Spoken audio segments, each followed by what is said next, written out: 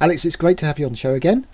You joined us last time at the Everything Electric show, wasn't it? That's back in March. It's back in March, yeah, a long while back. And I wanted to get you back on. A lot of people have been really interested in some of the stuff you had to say on that show. So let's first start by giving some introductions. So do you want to give you a bit of introduction and what you do and talk about the interface as well? Sure. So I'm Alex. I've been running a website called The Interface since 2013. It's the time gone very quickly. Yeah. I mainly cover technology news and automotive news, and I started doing automotive car reviews in June last year. And the channel's grown slowly over time, but I'm doing pretty well with it and cover a lot of EVs currently and a lot of EV charging guides, and actually I run a podcast of my own called Charging Status, which I do with a guy called Jim Starling, and we cover EVs once a month. So lots of content happening. Yeah, no, I regularly listen to your podcast. That's really excellent stuff. I mean, it's actually something I thought about doing myself a year or so ago, was about charging, but it's difficult getting the content. But you do seem to do remarkably well to pull it all together, and it's very, very interesting. Oh, thank you so much. So let's talk a bit about what we were talking about back in Everything Electric. And one of the things which a lot of people have been really interested in is the quota system, which you were able to talk a bit about on the show. So what manufacturers have to do this year, and to some extent how they're avoiding meeting these quotas and what they're doing to do it. And one thing I particularly wanted to bring in is Jaguar's approach, which they've sort of announced that they're not actually releasing any models this year, and how that's going to work. Okay, so I think on the podcast I mentioned two different things. There is one for zero emission EVs. So from now until 2030, the car manufacturers have to sell a minimum amount of zero-emission vehicles, whether that be electric or hydrogen, because there aren't any. But it's going to be electric vehicles, and every year that percentage increases. So car manufacturers are facing quite large fines if they don't meet those requirements. So I think for 2024, it's 20% of a car manufacturer's fleet those ones that are sold have to be electric. Otherwise, they get fined £15,000 per car that they don't sell. The other one I mentioned was a cybersecurity requirement as well. And what this week, I think it was last week as well, Fiat have now stopped selling the old Fiat 500, the little one that was announced in 2007, primarily for reasons that it doesn't meet any cybersecurity needs. So they're now going to make a hybrid version of the electric 500. So there's two little things going on there that are affecting sales and different things. So okay, we'll come back to the quotes in a second. So the cyber one is quite interesting because this has also affected some drivers who listen to the show, and I know a lot of people who listen to the show used to be or are current Jaguar I-Pace drivers. That's how the show started off. Oh, okay. And I know that one of our listeners who actually created a really good app for talking to the I-Pace his app's basically been locked out of access because of the cybersecurity changes that Jaguar have brought in, and they've basically locked down their APIs so that only they're there. It's been a bit of an ongoing battle, I think, between the API manufacturers and the creators and these third-party tools. But that has actually also had an impact on some stuff which you might really want to be able to do. For example, Octopus Energy's Intelligent Go, I think it is service. They've basically locked the Jaguar out of because they can no longer access the back end services to get the information they need to be able to do that charging, and that seems to be a common thing, which is happening across manufacturers. I've also heard of BMW doing similar things, and Ford as well. So it seems, I mean, people always seem to take the easy approach, don't they, on this? They'll always go for the easiest way, which is to lock everything out rather than taking a probably more consumer centric approach. Yeah, definitely.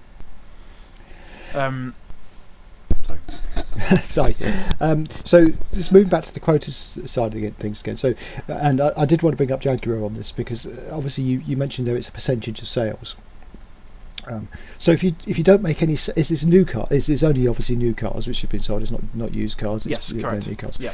So if you don't sell any new cars in a year, you don't have to pay this fine because you wouldn't have a percentage of sales to make. This is only the UK actually. Yeah. So for UK sales, let's look at UK sales. So Jaguar have said that they're not selling any new cars next year. Effectively, they're not selling any of their current models. Well, the only one they're going to currently make is the F-Pace. Yeah. The petrol S-Pace, because that's the most popular car that they've got. They've culled all of their models, so like the F-Type's gone, the E-Pace, the I-Pace, and all the saloons have all gone as well. But next year they've got all the electric stuff coming out. But yeah, at the moment they've only got a hybrid on sale. Yeah. Yeah. So the hybrid one does that qualify as it doesn't qualify as a so they're still if they're still going to have to pay a fine on the percentage of those F-Paces. Yeah. So, okay, that's interesting. So I mean there was definitely this theory going around that they culled all the models to avoid paying any fines, but if they're still selling the F-Paces, that doesn't do it. Okay, that's good. Yeah. So what actions do you think manufacturers are going to take to make sure that they meet this percentage of sales? They're going to have to make ways of becoming their models more appealing. So interestingly, just this week, the new Vauxhall Frontier, I think is it called the Frontier? Yeah, it's just gone on sale, and the headline for that is that the petrol version and the electric version are both exactly the same price. Yeah. Because the common complaint has been that, especially Stellantis, that their cars have been outrageously expensive for the EV versions compared to the petrol versions. That's put people off. So if you can buy an EV version of the car that you want for the same price, then that's going to be quite appealing. So I think a lot of the stopping of the price gouging is going to be quite a key thing to making them more attractive to buyers, I think. So. And I think that's something. I mean, historically there was a price difference because batteries were historically expensive when electric vehicles first came out. But that didn't actually last that long. I mean, the price parity has been there in terms of components for quite some time now. In fact, it should be cheaper to make an electric vehicle than a petrol or certainly a hybrid vehicle, which has got a lot of complexity to it. And that price premium that they've kept for battery electric vehicles it's been a bit artificial, to say the least.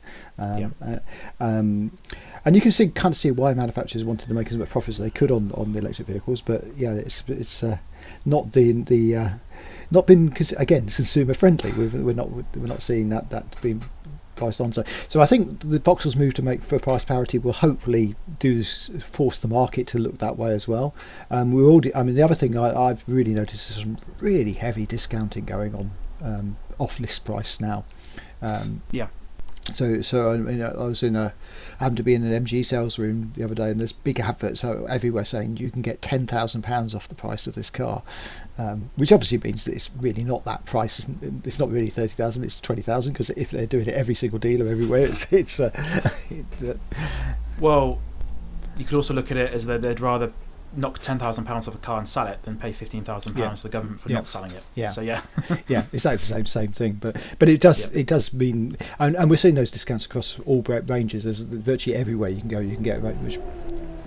Now, obviously, the knock-on impact of that is used price is also full, which is, although it's a tough thing for anybody who's got an EV now, a new one, and with the residuals, but it's actually a really good thing for the market as a whole.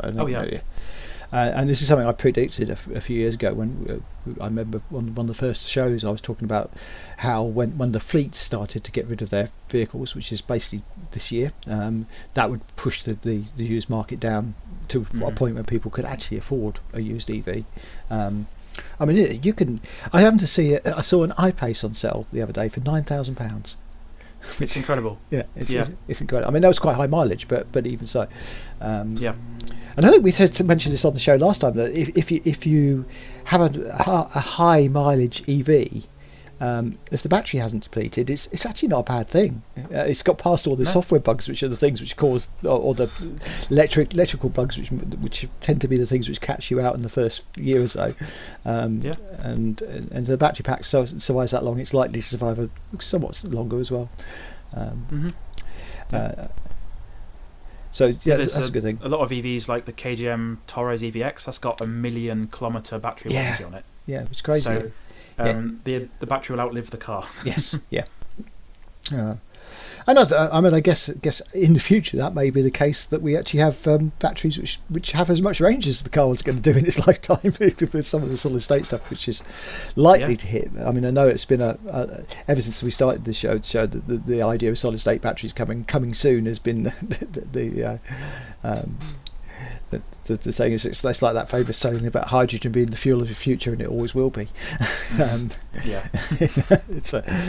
kind of the same with solid, but hybrid solid state is definitely going to be around this year, and we're starting to see that in some of the manufacturers and intelligent, the IM, the MG, the SIAC, I should say, brand IM have already got their hybrid battery, solid state batteries, and a few 100-mile range, and one of the beauties of pure solid state batteries is the structural integrity of them, the fact that they are virtually impossible to break if you build them properly. So I was talking to an engineer who I won't name because he did ask me not to name him, but quite a famous engineer designer for cars, and he was saying that one of his dreams is to build the body of the car actually out of battery material.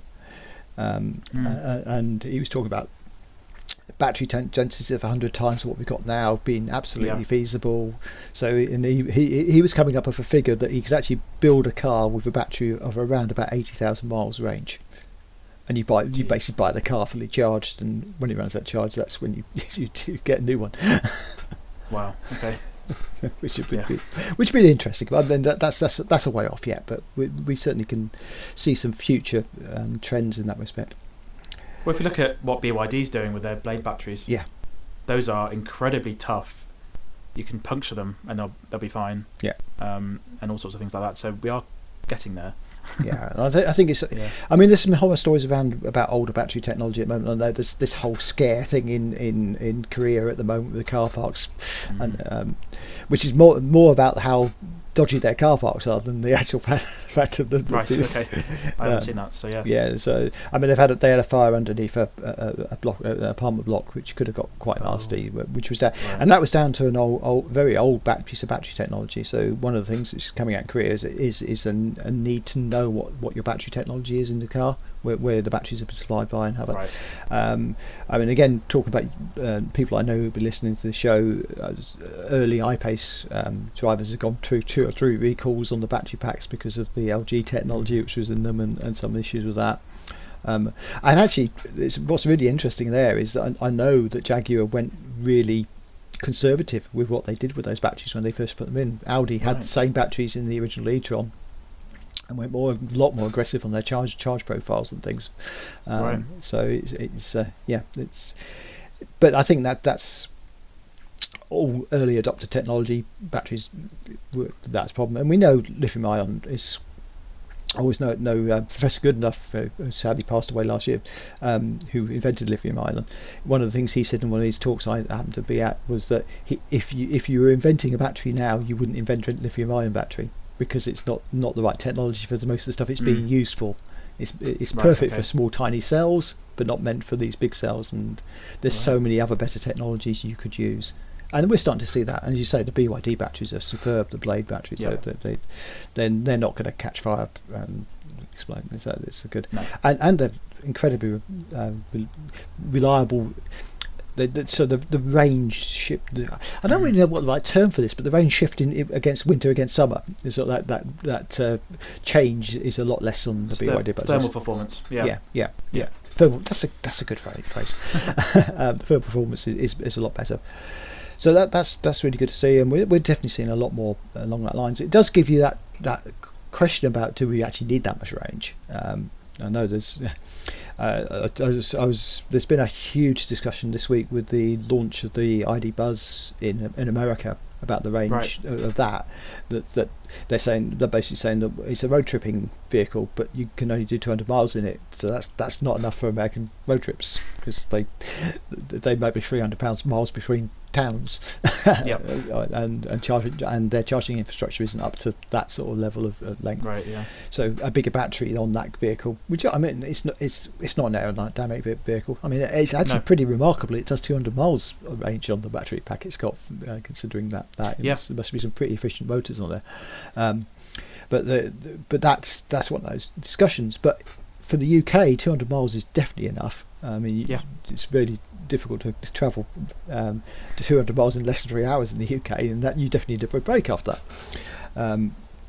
So that's one trade-off. And if you get highly efficient batteries and they're smaller and lighter, is it better to actually stick with that smaller range and actually have a lighter vehicle, which actually gives you more range as well, and also reduces the costs? Which to me makes some sense. Unless you're going to go that full hog and actually have the vehicle be in the battery for its vehicle's life, and then do you want to invest in charging infrastructure, which is an interesting discussion. So we mentioned BYD there, and obviously that they're expanding their dealer network. They're starting to really make some impact in the UK. Are there any other? I mean, you also mentioned KGM, which is obviously the original was SsangYong, changed their name. But are there any other manufacturers you're seeing who you think are going to be big players in the UK market, who are maybe not at the moment? So interesting. I went to the car launch of the Omoda E5 and 5 last night in London, and I interviewed one of the product managers. I think my video's out now at the moment, and he was saying by the end of this year they're going to have 100 dealer networks signed on, and they want one dealer in every single county essentially in the UK, so that people are going to have some confidence in their new brand. That's going to cover JQ as well. So for a company that's only just launched their first car today, as a recording on the 30th of August, it's quite interesting to see all these new brands sort of make an effort. And yes, as you mentioned, BYD as well. BYD are starting to put their, what do you call them, like shopping mall shops in, to give people some hands-on time with them. They've got a lot of dealerships out and about now. In terms of new brands that I see sort of making an effort in this country, it's potentially GWM Aura. They're starting to expand a bit more in this country. They've only got one car on sale currently. There's supposed to be another one coming soon. But I think next year we're going to see a lot more new brands as they start to expand here from China as well, like XPeng and other companies like that. So I mean, there's obviously some which have made huge inroads in Europe. Sika being one I often see.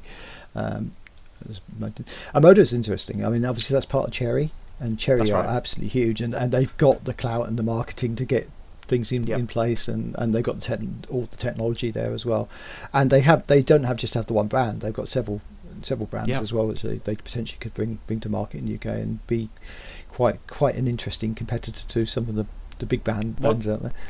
Well, yeah, they've just licensed the Freelander brand from Jaguar Land Rover, and that has got the potential to become a global brand, the Freelander brand. So they're going to do EVs as well. So lots and lots of stuff happening at the moment. It's very really interesting, and I personally see Chery's group as a whole being one of the bigger players. Just because they know what they're doing. They've penetrated markets all around the world with various things in the past, and they know that.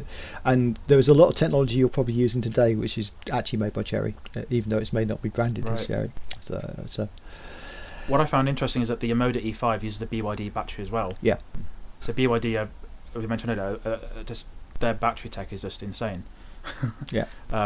And they've also got more brands going to come here soon, like Denza and Yangwang and other ones I can't quite remember. I mean, you wonder if they'll rebrand them slightly. I mean, I know there's been a bit of a buy-up of old brands recently. I've been hearing some interesting rumours. I mean, the Rover returning is an interesting one. Yes, that's happening.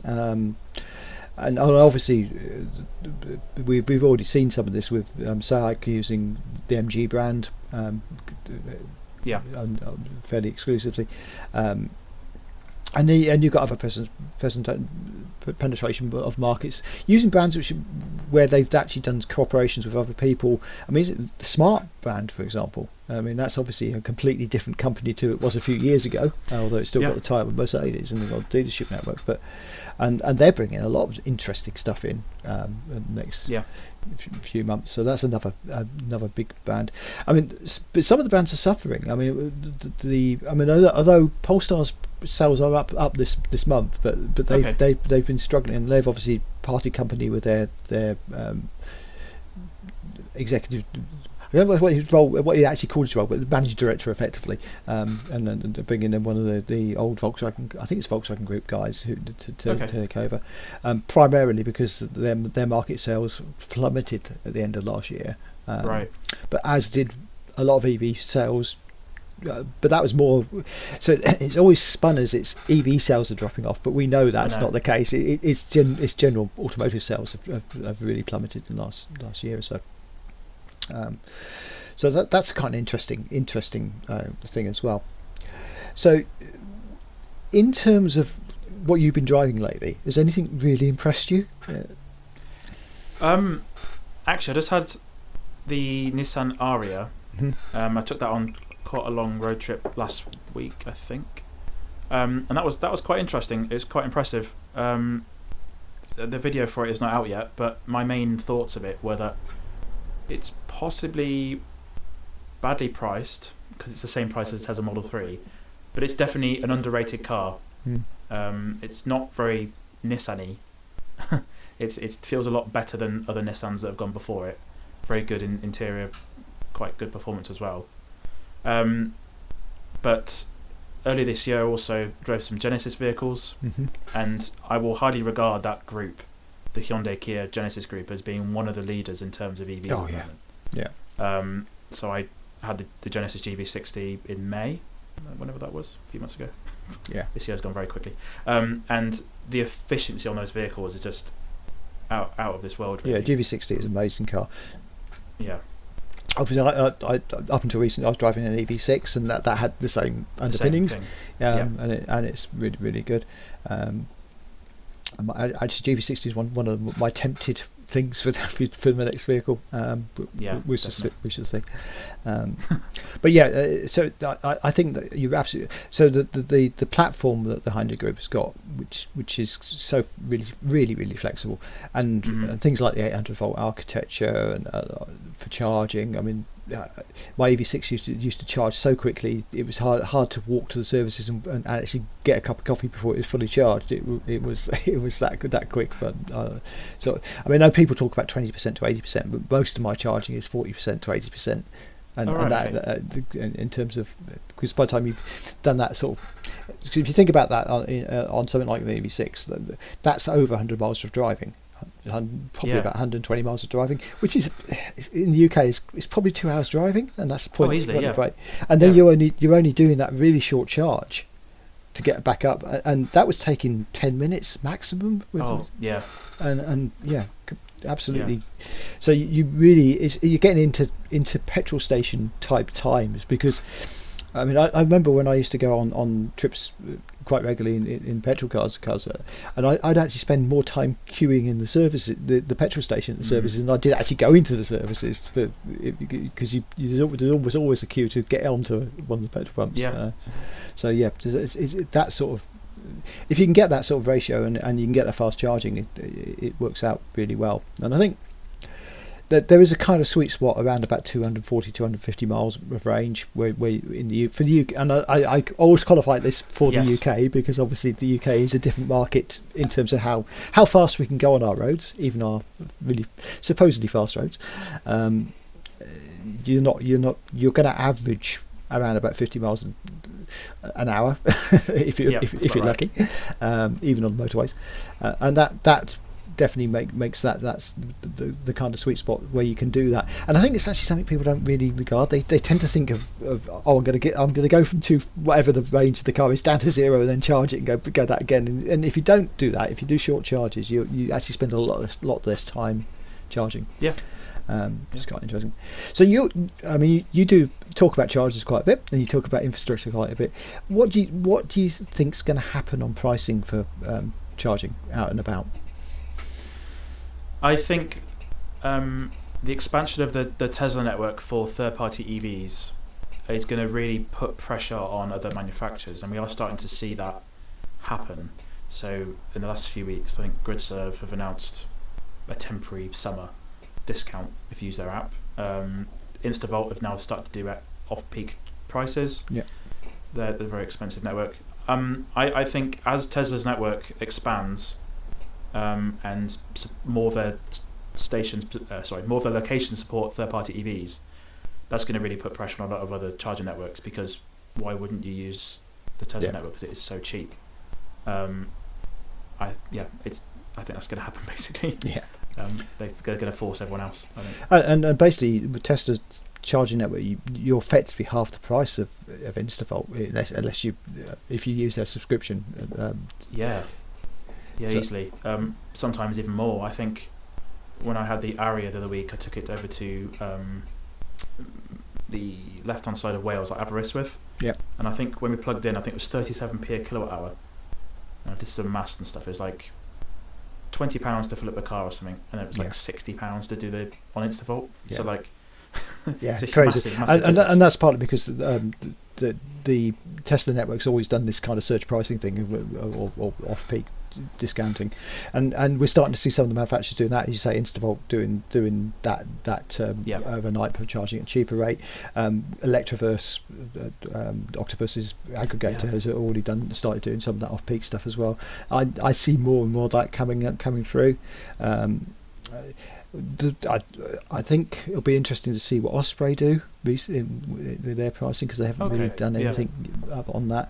And now one of the problems, and I've said this before on the show, is the return on investment for the people who've put huge amounts of money into this, and they want return on investment, and it's really difficult to do that. I mean, Tesla obviously have effectively done their ROI on the charges they put in, and are slowing their actual installation program at the moment. So whereas you've got people like Instavolt and Osprey still doing the land grab, trying to get as many as possible.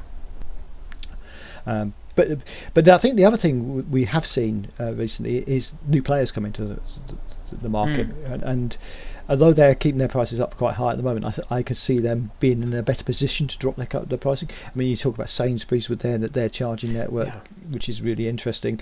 They even give nectar points on their charging, which is which is great. It's kind of crazy. Yeah, very good.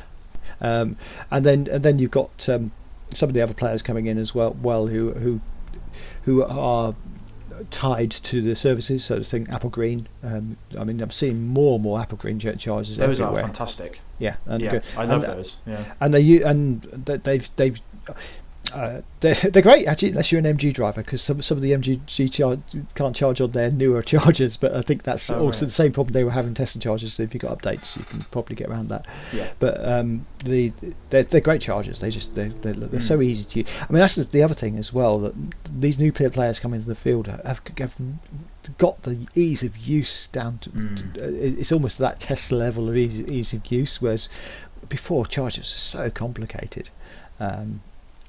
Which is interesting. I mean, it's interesting how the market's changed, isn't it? I mean, a few years ago we had ABB and we had tritium, and you always sort out the tritium chargers because they would be reliable. And now it's completely. I mean, obviously tritium went bust as well, which doesn't help things. But their quality of their network is nowhere near as good as it used to be, and I understand getting spare parts from them is a challenge, and actually maintain them is a real challenge in the UK. So. We're seeing more and more tritiums failing and not being able to be used. I mean, the ABB still have some of the issues they've always had. That screens don't do work very well in the rain, and which is a particularly UK issue, but it's nevertheless an issue.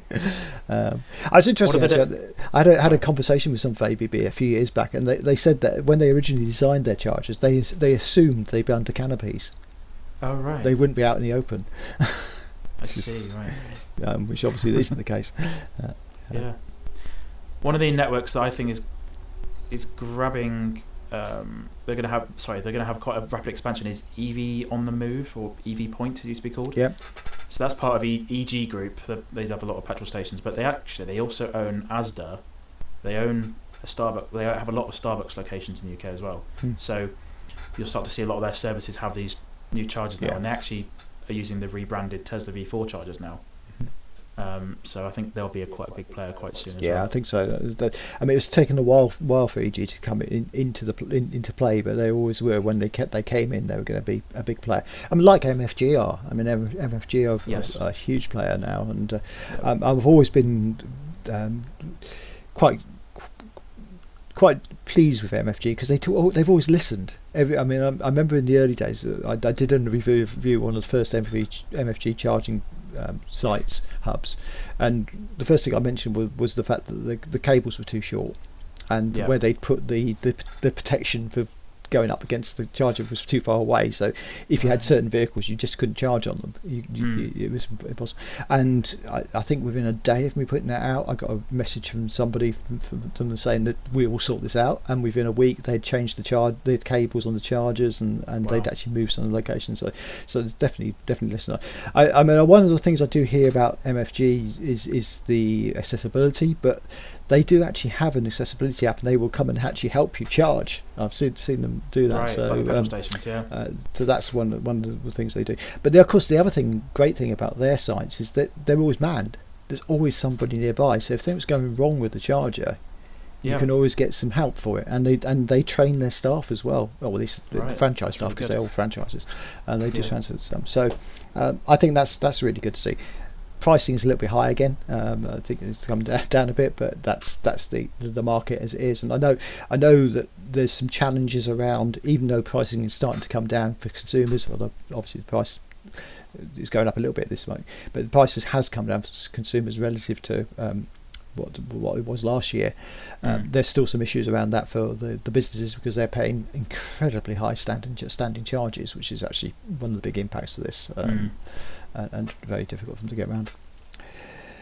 So I mean, it's definitely interesting to see how that's happening, and it's really nice to see. I mean, I think we spoke about this some time ago, but the golden era of EV driving was probably 2 years ago, when we had more chargers than we had people, and the pricing was really, really low. But it's nice to see this real more general adoption now. I mean, it's really struck me this morning. I was dropping my kids off at nursery, and I looked around the car park, and there were only 2 petrol cars in the whole car park. Everything else was fully electric. It wasn't even, they were hybrids. They were fully electric everywhere, and a real mix of brands as well. I'm starting to notice this as well. Yeah. Lots of stuff.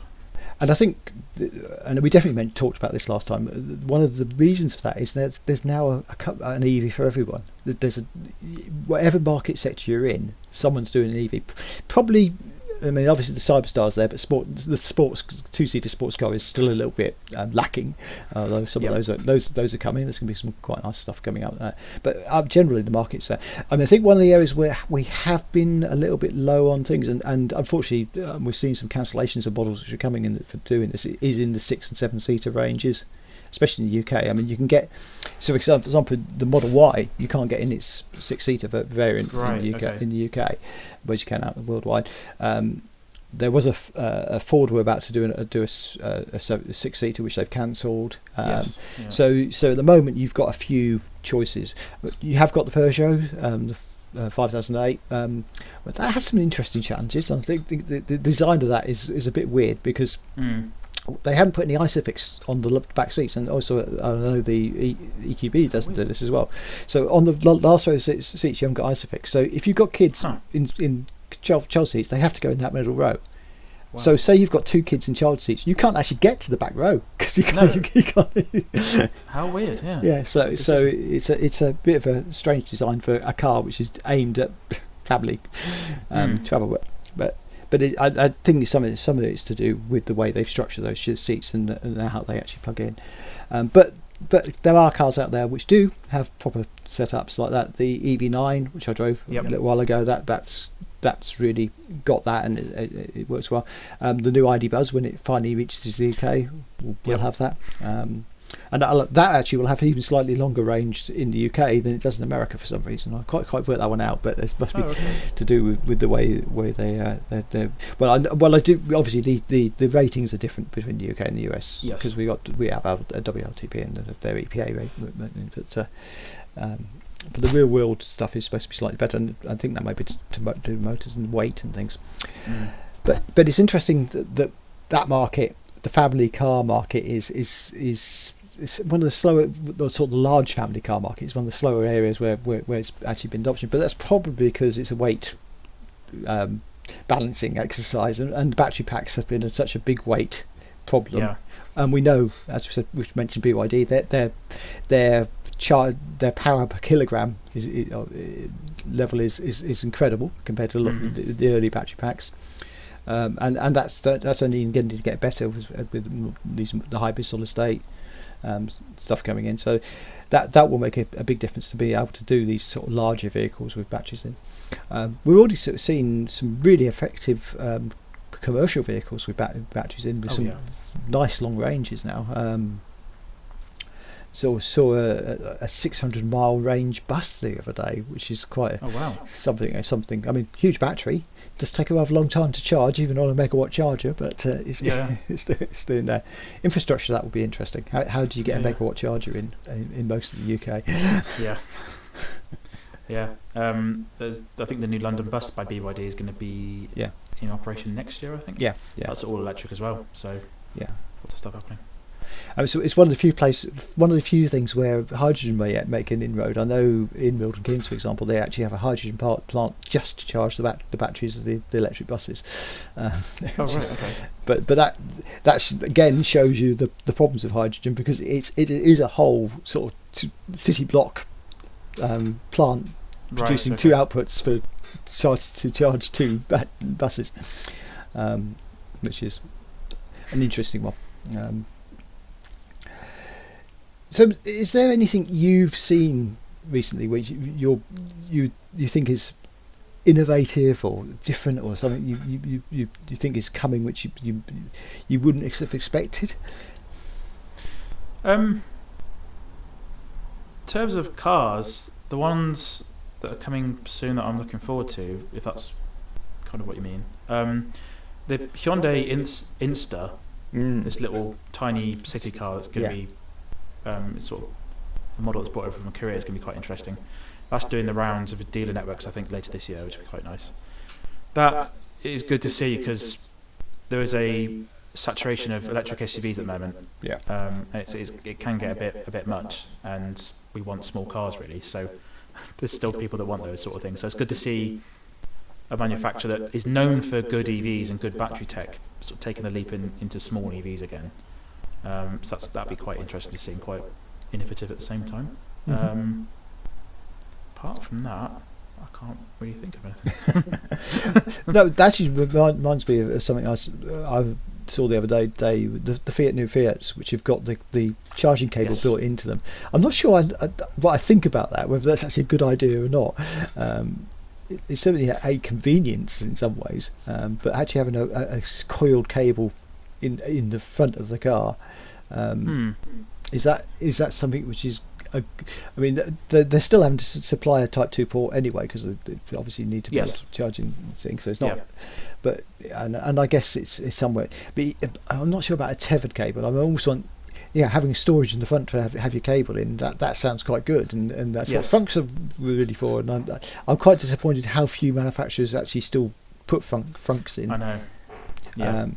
I'm told one of the big challenges with frunks is the certification, because of the safety aspects of crumple zones. It's actually really difficult to do it, so you can actually get a crumple zone which actually works. But people do it. I mean, obviously Tesla have always done it. Hyundai Group does it very well. Polestar does it very well. Even Ford do it well. So it's which is an interesting challenge. Yeah, talking about Ford, we perhaps ought to have a chat about the Capri. And if you want, So obviously, I mean, there's been a lot of controversy about the use of the name, but if we actually think about people who would be buying that car, they probably won't actually remember the Capri name from the past, or what it really represented. And but it's what intrigues me about this is this is actually a VW. Yes. Though it's actually a Ford badge, it's a VW, and we're seeing this globalization of cars and actual technology. But there's been a bit of a trade on this between VW and Ford in terms of technology, which means that hopefully it's actually going to improve VW's technology as well, to bring that in line. Because obviously that's been, I mean, VW's actual EV technology is probably okay. It's been pretty good.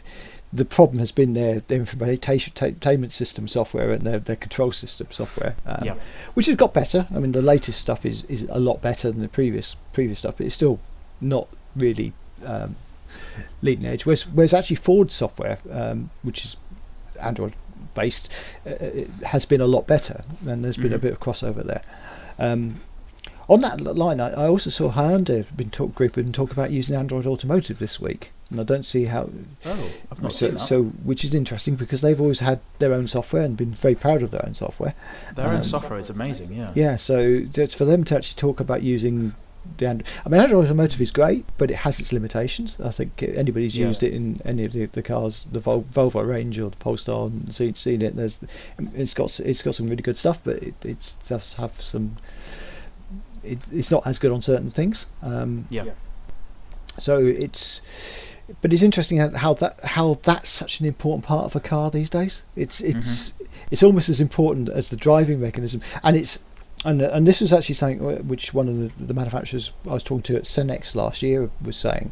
The only way they can really discriminate between their electric vehicles is by the technology which comes with the electric vehicle. It's very difficult to say, oh, my motor's better than your motor, or I mean, you can do it on range to some extent and body styles and stuff like that, but it's actually the technology in the car which tends to do the selling. On the Digital Lifestyle Show, we had a chat about this a couple of months back about the car audio and how that's become more important. And I don't know if you noticed this, but obviously with EVs, the fact that they're quiet means you tend to pay more attention to what the quality of the audio is. 100%. And that's been and although we see all sorts of brands, Meridian and whatever being touted, but those are all branding exercises. They aren't the original. I mean, they're not talking about really high quality speakers in a lot of these cases, and it can show. And I think there's definitely some room for discrimination on that point. But definitely. So let's talk about that. When you're reviewing a car these days, particularly when you're reviewing electric vehicles, what are you looking for to push that EV above another EV, for example? It's still interesting. It still comes down to driving dynamics. Some cars still, regardless of powertrains, just feel really weird. They feel either loose or they feel a bit. Just their driving dynamics are a bit odd. So when I'm reviewing EVs, I look for a few things. I look for if the tech is, like you mentioned a minute ago, the tech in a car is the main thing you see in the car, and it sort of gives you impressions. If the car's got really rubbish tech, then it sort of puts a muddy over what you think about it. If it's got really laggy screens and stuff, it sort of just goes So mainly charging speed. If it's a decent speed, if it handles properly, if the range is good, if the efficiency is good. I mentioned the Ariya earlier. It took a while for it to prove its efficiency to me, and I just got delivered this evening a Hyundai Kona. Took it up the road for 10 minutes, and it achieved over 4 miles per kilowatt hour without even trying. So, if in the first few hours of driving the car, it sort of says good things to me, it sort of appeals quite quickly, then you think, right, they've actually made an effort with this car. You can really tell if a company's made an effort with a car properly, if it's just been a half-assed attempt. Mainly if the tech's good, range and charging speed are good. That's about it, really. Yeah. Quite simple. I mean, handling and comfort, I think are things I'm always picking up on these days, because you could. It's really kind of weird in a way. When you used to review petrol cars back in the day, since you used to do some of that, you sometimes let some of that go because you were actually really interested in how the performance of the car, even more so than perhaps the handling, the steering handling. But the comfort was actually something which was almost secondary to that. Whereas now, I think with EVs, because that bit, the acceleration is always going to be there, the torque's always going to be there. You're not worrying about that. You actually concentrate more on some of these finer points of life, and stuff which was luxury car brand territory has come down the tree a bit. I remember. Remember reviewing getting in a Bentley once, which was quite an experience, and just thinking, God, this is plush, and how it just cushioned you and everything. I got in I was in one of the new Citroen EVs, the really low end one, C3, that's it, yeah. Just a press thing a couple of months back, and got in that, and it was the same feeling. It was so seated and just really soft, and the ride quality. I mean, they make a big thing about their ride quality, but the ride quality was just there. And you did think the cost differential there, and I mean, obviously the materials are completely different, and there's not that quality of materials. But when you actually think about comfort and ride quality, it's just a really different thing. These days, and I think the other thing, we talked about noise for the audio stuff, but noise reduction and that has become a really big thing recently. Whereas car manufacturers never used to put any noise dampening in their cars. Now with EVs, I think that they're way more conscious of that, because what do you hear? You hear the road noise, you hear the outside noise.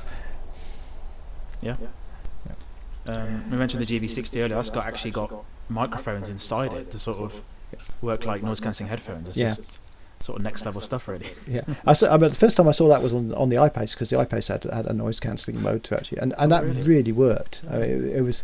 I think the first time I took my iPace out for a drive, I was parked. I was stopped in traffic, and it was just silent, and there was nothing else, and I actually assumed for a while that there was nothing around me, and then looked across, and there was this massive lorry beside me, and you could see the diesel fumes pumping out of it, and you knew it must have been making a lot of noise, but it was absolutely silent because it had been.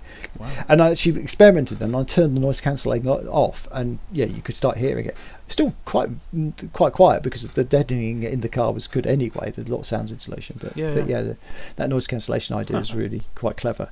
And I think more we'll see again, that sort of discernment on that will come in more, because we need it. So we talked about that the GV60 there. I mean, so there's some interesting design choices on Genesis's approach. The gear stick, for example, is quite an intriguing. And you think, why did they do that, and what the moving parts of that? But it does give a sort of sales gimmick to it. I mean, if you haven't seen it, it's like a crystal thing flips over.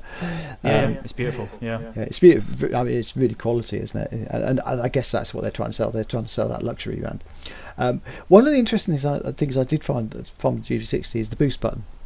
This acceleration boost you've got, which you don't have in the Hyundai and Kia equivalents of it. I guess you do in the Ioniq. The 5N, and also the EV6 GT. And GT as well. You get that. But that concept of being able to press a button to get more acceleration at a cost of battery life is quite an interesting one. It's how you drive a car, because I find most EV drivers I talk to are all about the economy. That they how much range can I eke out, and whereas there's a whole lot of drivers who are way more interested in how fast the car will go and what the performance is like. And okay, if it doesn't. I mean, I remember in my youth when people had sports cars, they were getting 12 miles to the gallon and having ranges of 150, 160 miles, which just wouldn't fly these days. But that was totally acceptable for a weekend sports runabout. And you could imagine if you were to go aim that sort of range in an EV, you would have a very lightweight battery which could go incredibly quickly. Definitely. But then you've got other aspects to that, which is the heat. so the stators in the motors would start to overheat and stuff like that, and that's how you actually manage that. And there is some room, I think, then for engineering discernment on these things if you could get something which could go really fast enough. And I've seen some interesting possibilities on innovation recently. So there's so you know the maglev approach where you magnetic levitation. Yes. Yeah. So there's actually a company which is doing maglev wheels. So basically the idea is the wheel is actually on a magnetic rotator. So the actual outside wheel is not actually, other than being sort of held in place by surrounds, it's not actually physically connected to the car. It's just working on magnetic, which is obviously a very intriguing idea because you don't have a motor as such. You're literally, the whole wheel is effectively being driven as a magnetic induction thing. So now they've got problems with efficiency and all sorts of stuff like that. But it isn't. There's some interesting innovations coming up. Obviously, the other thing which I think is going to be quite interesting in the next few years is induction charging. So we've got a few Korea have done a big thing with where they actually got induction charging on some of the roads, mainly for commercial vehicles. This is not really aimed at consumers at the moment, but for commercial vehicles, it makes a lot of sense to be able to charge on the go and just take that hit of the induction charge loss, because you can just keep going a bit longer. And I love the way they've done it with solar panels over cycle tracks. They've not wasted no space whatsoever to actually do this charging, and of course they get quite a lot of sun out there. But we're also seeing a lot more efficient induction charging, and whether that's actually going to become something we'll see more and more. It's a lot easier to build in a commercial vehicle because you've got a lot of space to build contact pads and whatever underneath. For normal consumer cars, it's a little bit more challenging. I did actually. I laughed the other day. I saw a document which had been something, I can't remember which manufacturer it was. It might have been Ford, but I don't want to say it definitely was Ford. But had come up with a prototype in the late 80s, and it was basically scalextrix for motorways. It was exactly that contact thing. Two strips of metal down the middle of the road with brushed contacts underneath the car to sit on them. Oh well, actually, as we're running out of time, we'll leave it there. Alex, it's great to talk to you. Always a pleasure. Anyway, we'll have to get back on again and talk a bit more about this stuff. But it's it's really good, and I'll put links in for all your wonderful reviews because there's some really good stuff you've been doing, and definitely your podcast as well. People should listen to that. Oh, thank you so much.